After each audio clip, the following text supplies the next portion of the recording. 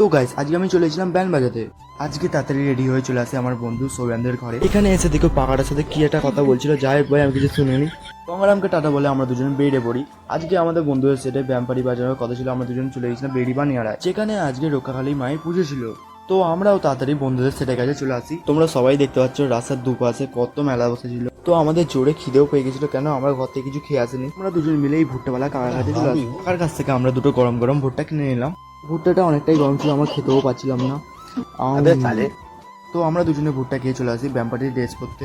টেস্টটা পরে আমার কেমন লাগছে একটা কমেন্ট করে বলে দেবে। ও দাঁড়াও, আমি যাদবের টুপিটা করতেই ভুলে গেছিলাম। তো এখানে একটা দাদা বাজানো চালু করে দিয়েছিল, আর আমার বাজানোর আগে লাঠিটাই ভেঙে যায়। অবশেষে রক্ষাকালী মাকে আনতে যাওয়ার আমাদের পয়সান বেরিয়ে পড়ে। তো আমরা এখানে ব্যান্ড বাজছিলাম, তোমরা একটা ছোট্ট ক্লিপ শোনো নাও।